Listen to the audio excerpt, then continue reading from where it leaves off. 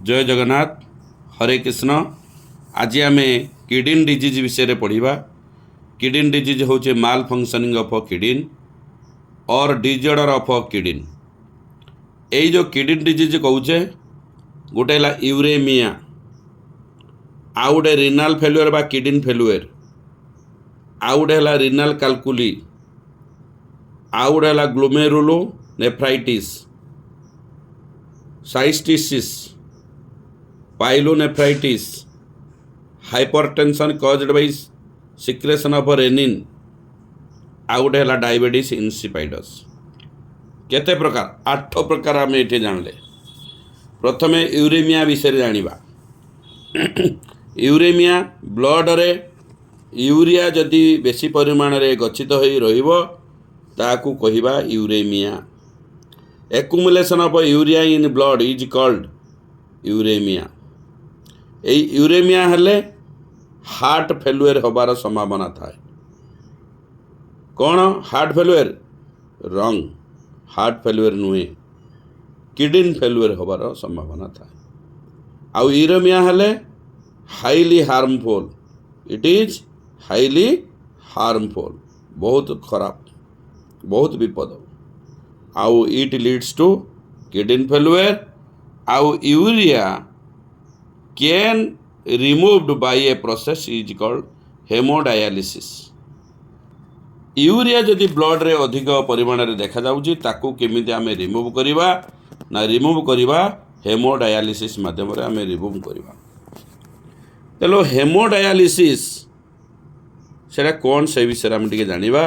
During the process of हेमोडायालिसिस, हेमोडायालिसिस करुथिबा समय रे the blood drained from a convenient artery, blood कौटू अणाजिबो ना convenient artery रू अणाजिबो, is pumped into dialyzing unit, dialysis unit को दियाजिबो, ताकू कुहाउची called artificial kidney। artificial kidney माने कहूचे during process of hemodialysis convenient artery रू blood को नेकी डायालाइसिंग यूनिट बा मेसिन भितर पंप करिबा पार दबा को आर्टिफिशियल किडनी बोली कहा जाए। कन्वीनिएंट आर्टरी आम जो रिस्ट पाखरे जो रेडियल आर्टरी अच्छी से रिस्ट पाखरे रेडियल आर्टरी रो ब्लड नेकी डायालाइसिंग यूनिट को दिया जाए। यही प्रकार दबा को कहा जाए आर्टिफिशियल किडनी। हेमोडायालिसिस करिबा समय रे कन्वीनिएंट आर्टरी माने कौन ना कन्वीनिएंट आर्टरी अर्थ रिस्ट पाखर जो रेडियल आर्टरी अच्छी से रेडियल आर्टरी रो ब्लड नहीं कि मेसिन रे दिया जाए अर्थात डायालिसिंग यूनिट को दिया जाए, ताको कहा जाए आर्टिफिशियल किडनी। यही देला बेले after adding an anticoagulant like heparin, anticoagulant heparin की मिसेकी दिया जाई थाए। तेणु आमे पढ़िबा during the process of haemodialysis the blood drained from a convenient artery is pumped into dialysing unit is called artificial kidney. Blood drained from a convenient artery is pumped into dialysing unit after ending anticoagulant like heparin. Dialysing unit किमितिया ना dialysing unit होची contains धारण करि थाए ए coiled cellphone tube, गुड़े होइतिबा गुटे cellphone tube.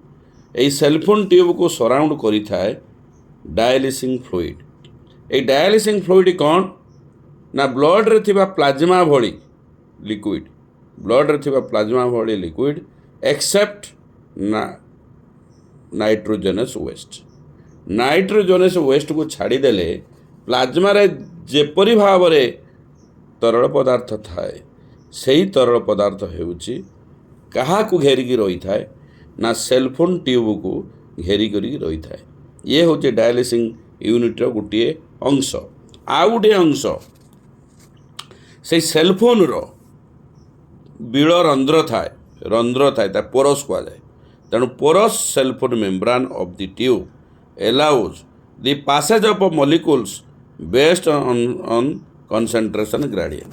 Concentration gradient को base करिकी कौन करे ନା ମଲିକୁଲ୍ସ ଗୁଡ଼ାକ କ'ଣ କରନ୍ତି ନା ପରସ୍ ଯେଉଁଟା ଆମେ କହୁଛେ ରନ୍ଧ୍ର ସେଲ୍ଫୋନ୍ ମେମ୍ବ୍ରାନ୍ର ରନ୍ଧ୍ର ଦେଇକି ବାହାରକୁ ଆସିଥାନ୍ତି। ଏ nitrogen waste are absent in the dialysing fluid these substances freely move out there by clearing the blood.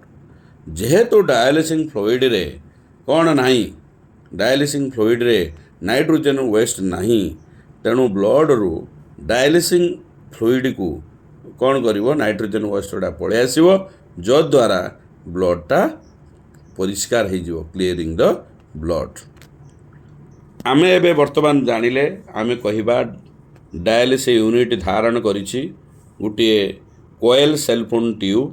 এই কোয়েল সেলফোন ଟ୍ୟୁବ୍ ଗୁଡ଼େଇ ତୁଡ଼େଇ ହୋଇଥିବା ସେଲ୍ଫୋନ୍ ଟ୍ୟୁବ୍ ର ଚତୁଃପାର୍ଶ୍ୱରେ ଡାୟାଲିସିଂ ଫ୍ଲୁଇଡ଼ ଧାରଣ କରିଥାଏ। এই ଡାୟାଲିସିଂ ଫ୍ଲୁଇଡ଼ କ'ଣ କରେ ନା ପ୍ଲାଜମା ଭଳି ଲିକ୍ୱିଡ଼, ଯିଏ ସେଥିରେ କ'ଣ ନଥାଏ ନା ନାଇଟ୍ରୋଜେନ୍ ୱେଷ୍ଟ ନଥାଏ, ପ୍ଲାଜମା ଭଳିଆ ଲିକ୍ୱିଡ଼ ସେଥିରେ ନାଇଟ୍ରୋଜେନ୍ ୱେଷ୍ଟ ନଥାଏ, ଆଉ ସବୁ ଥାଏ। ସିଏ କ'ଣ କରେ ନା ଏ କୋଏଲ୍ ସେଲ୍ଫୋନ୍ ଟ୍ୟୁବ୍କୁ ଚାରି ଚତୁଃପାର୍ଶ୍ୱରେ ଘେରିକି ରହିଥାଏ।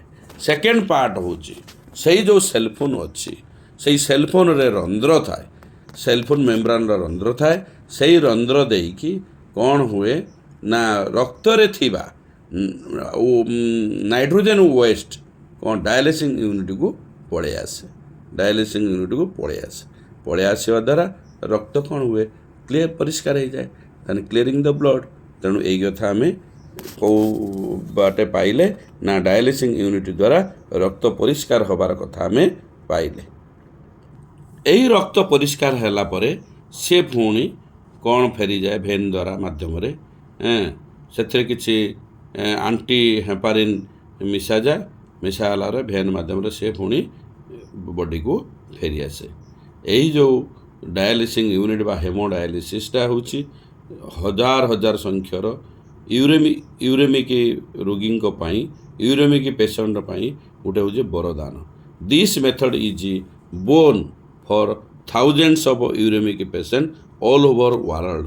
ସାରା ବିଶ୍ୱରେ ବା ସାରା ପୃଥିବୀରେ ଯେଉଁ ୟୁରେମିକ୍ ପେସେଣ୍ଟ ଅଛନ୍ତି, ସେଇ ୟୁରେମିକ୍ ପେସେଣ୍ଟର ହଜାର ହଜାର ୟୁରେମିକ୍ ପେସେଣ୍ଟ ଅଛନ୍ତି, ସେମାନଙ୍କ ପାଇଁ ଗୋଟେ ହେଉଛି ବରଦାନ। ହେଉଛି କ'ଣ ବରଦାନ ହେଉଛି ନା ଏଇ ଯେଉଁ ହେମୋଡାୟାଲିସିସ୍ କରିବା ଦ୍ୱାରା ବ୍ଲଡ଼ରେ ଥିବା ୟୁରିକ୍ ଏସିଡ଼୍ ବା ନାଇଟ୍ରୋଜେନ୍ ୱେଷ୍ଟ ଗୁଡ଼ାକ ରିମୁଭ୍ ହୋଇଯାଏ, ବ୍ଲଡ଼ ପରିଷ୍କାର ହୁଏ, ଫଳରେ ଆଉ ୟୁରେମିକ୍ ପେସେଣ୍ଟ ଦେଖାଦିଏ ନାହିଁ, ତେଣୁ ପେସେଣ୍ଟ ସୁସ୍ଥ ରହିଥାଏ। এইটা ହେଉଛି ଭେରି ଇମ୍ପୋର୍ଟାଣ୍ଟ। ତାପରେ ସେକେଣ୍ଡ ଡିଜିଜ୍ ହେଉଛି କିଡନୀ ବା ରିନାଲ୍ ଫେଲୁଅର୍। ଏଇ ଯେଉଁ ଆଂଶିକ କିମ୍ବା ସମ୍ପୂର୍ଣ୍ଣ କିଡନୀ ଯଦି ଅକ୍ଷମ ହୁଏ ଏକ୍ସକ୍ରେଟରୀ ଅର ସଲ୍ଟ ୱାଟର ରେଗୁଲେସନ୍ ଫଙ୍କସନ୍ ପାଇଁ, ତାହେଲେ ଆମେ ତାକୁ କହିବା ରିନାଲ୍ ବା କିଡନୀ ଫେଲୁଅର୍। ରିନାଲ୍ ବା କିଡନୀ ଫେଲୁଅର୍ ହେଲେ ପାର୍ସିଆଲି ବା ମାନେ ଆଂଶିକ ବା ସମ୍ପୂର୍ଣ୍ଣ କିଡନୀ ଅକ୍ଷମ ହୁଏ ସଲ୍ଟ ୱାଟର ବା ଏକ୍ସକ୍ରେଟରୀ ପ୍ରଡ଼କ୍ଟକୁ ପରିଷ୍କାର କରିବା ବା ଧାରଣ କରିକି ତାକୁ ବାହାର କରିବାରେ ଅକ୍ଷମ ପ୍ରକାଶ କରେ, ତେଣୁ ତାକୁ କୁହାଯାଏ ରିନାଲ୍ ବା କିଡନୀ ଫେଲୁଅର୍। এই রিনাল কিডনি ফেলুয়ার হেলে କ'ଣ ହେବ, as result to leads kidney ଫେଲୁଅର୍ରେ କ'ଣ ହେବ ନା ୟୁରେମିଆ ରକ୍ତରେ ୟୁରିକ୍ ଏସିଡ଼୍ ବଢ଼ିଯିବ, ଆଉ ସଲ୍ଟ ୱାଟର ଇନବାଲାନ୍ସ ହେବ, ଆଉ କ'ଣ ହେବ ନା ଷ୍ଟପେଜ୍ ଅଫ୍ ଏରିଥ୍ରୋପୋଏଟିନ୍ ସିକ୍ରେସନ୍। ଯେଉଁ ଏରିଥ୍ରୋପୋଏଟିନ୍ ସିକ୍ରେସନ୍ ହେଉଥାଏ ସେ ଷ୍ଟପ୍ ହେଇଯିବ, ବନ୍ଦ ହେଇଯିବ। ତେଣୁ କିଡନୀ ବା ରିନାଲ୍ ଫେଲୁଅର୍ ଦ୍ୱାରା ଏଇସବୁ କଥା ହେଉଛି। ତେଣୁ ତାହା ଆମେ କିଡନୀ ଯାହାର ଫେଲୁଅର୍ ଅଛି ସେ କେମିତି ତାକୁ ଆମେ ଟ୍ରିଟମେଣ୍ଟ କରିବା ନା କିଡନୀ ଟ୍ରାନ୍ସପ୍ଲାଣ୍ଟେସନ୍ ହୁଏ। Kidney transplantation the correction of acute renal failure, the ultimate method is kidney transplantation. The correction of acute renal failure, the ultimate method is kidney transplantation. এই কিডনি ট্রান্সপ্লাଣ୍ଟେସନ୍ ଦ୍ୱାରା ଆମେ କିଡନୀ ଫେଲୁଅର୍ ଯେଉଁ ରୋଗ ବା ରିନାଲ୍ failure ହେଇଛି ତାକୁ ଆମେ ଠିକ୍ ଠାକ୍ କରିପାରିବା। ଏଇ କିଡନୀ ଫେଲୁଅର୍ ବା କିଡନୀ ଟ୍ରାନ୍ସପ୍ଲାଣ୍ଟେସନ୍ ପାଇଁ କ'ଣ ହେବ ନା ଜଣେ କିଡନୀ ଦେବ, से डोनर किडनी मस्ट बी कौन होइतिबा दरकार ना फंक्शनिंग ऑफ किडनीटा फंक्शन करुवा दरकार एक रे आउ दुई रे प्रिफरेबली ए क्लोज रिलेटिव तांकर क्लोज रिलेटिव लोक होइतिबा दरकार एक रहा किडनीटा फंक्शन होता दरकार दुई रे जी नब तार क्लोज रिलेटिव ताको दौथुआ दरकार तीन रे to minimise to its chances of rejection by immunity system of the host जे नौची तार इम्यूनिटी सिस्टम जेमिति से किडनीटा को एक्सेप्ट करिवो जेमिति रिजेक्ट न करिवो तेणु यही तीन टा कथा उपरे गुरुत्व दिया जिवो donor kidney must be functioning kidney एक रे दुई रे प्रिफरेबली ए क्लोज रिलेटिव तीन रे minimise its chance of rejection by the immune system of the host तेणु donor kidney transplantation donor kidney यही तीनोटी जिनिस ठीक ठाक होइतिबा दरकार modern clinical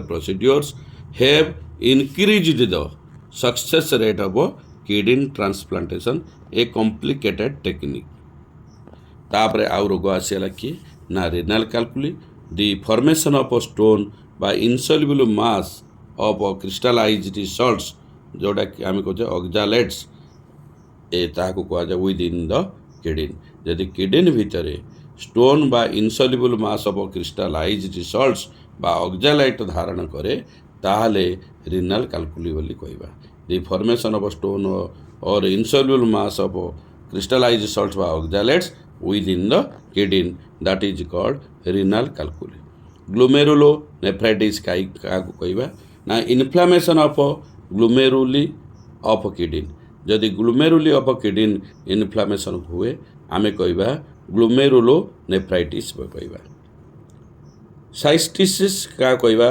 it is the inflammation of urinary bladder and is caused by bacteria infection यही bacteria infection हेले urinary bladder आउ कौन यूरिनरी ब्लडर कौन हम ना इन्फ्लेमेशन हम आउ पेनफुल यूरिनेशन हम विथ बर्निंग सेंसेशन हम यहाँ हूँ साइस्टिसिस तापरे pyelonephritis it is the inflammation of renal pelvis calyx आउ इंटरस्टिशियल टिश्यू तीन टा यदि इन्फ्लेमेशन हम आम पाइलोनेफ्राइटिस कहवा ये भी मध्य बैक्टीरियल इन्फेक्शन द्वारा होता है तापरे hypertension caused by secretion of renin ये रोग होता है माने अर्थ हाई बीपी होता है कौन secretion of large amount of renin जदि बहुत परिमाण रेनिन सिक्रेशन हम फल कौन हम ना leads to the formation of angiotensin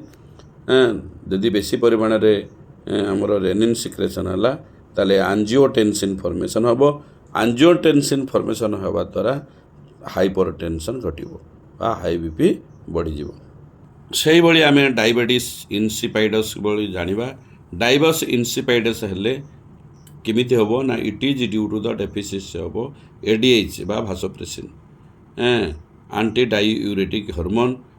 diuretic hormone deficiency हेले डायबिटीज इनसिपाइडस हम इंसुलिन जदि डेफिशिएंसी हम ताले डायबिटीज मिलाइटस हम डायबिटीज मिलाइटस जोटा आम टाइप 2 डायबिटीज कहचे तापर डेफिशिएंसी हम एडीएच हेले कौन हम ना डायबिटीज इनसिपाइडस लक्षण हम कौन ना ब्लड रे ग्लूकोज नॉर्मल रहिबो यूरिन रे ग्लूकोज जीव नाही किंतु बारंबार यूरिन परिस्रा हम आउ यूरिन टा टेस्टलेस थिबो जहाँ द्वारा डिहाइड्रेशन पेशेंट हो आउ तृषात हो थ्रास्टी हो तेणु डायबिटीज इनसिपाइडस हेले यही सब कथा देखा दिए आउ किसी रोग विषय आम जाना सम डिजीज गोटे हूँ आलाक्टोनोरिया हेले ब्लैक यूरिन डिजीज को कहा जाए आलाक्टोनोरिया एक्सेस बा excretion of large amount of alkapton in urine caused by gene mutation जदि जीन प्रॉब्लम हम आलाक्टोनोरिया हम बा ब्लैक यूरिन डिजीज ଦେଖାଦେବ।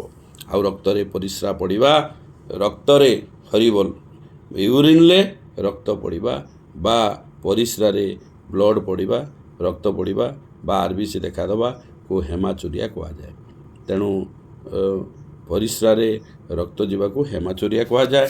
ତାପରେ ପରିସ୍ରାରେ ପ୍ରୋଟିନ୍ ଯିବାକୁ ପ୍ରୋଟୋନୋରିଆ କୁହାଯାଏ।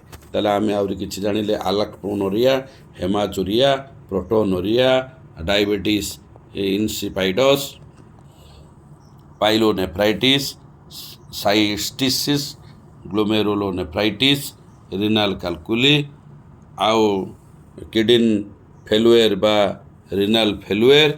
ତାପରେ ଆମେ ଜାଣିଲେ ୟୁରେମିଆ। ଏଇ ଯେଉଁ କିଡନୀ ଡିଜିଜ୍ ବିଷୟରେ ଆମେ ଜାଣିବାକୁ ପାଇଲେ। ତେଣୁ ଆଜିର ପାଠ ସରିଲା, ଆଉ ଏକ୍ସକ୍ରିଟିଭ୍ ପ୍ରଡ଼କ୍ଟ ଆଣ୍ଡ ଏଲିମିନେସନ୍ ମଧ୍ୟ ସରିଲା। ଜୟ ଜଗନ୍ନାଥ, ହରେ କୃଷ୍ଣ।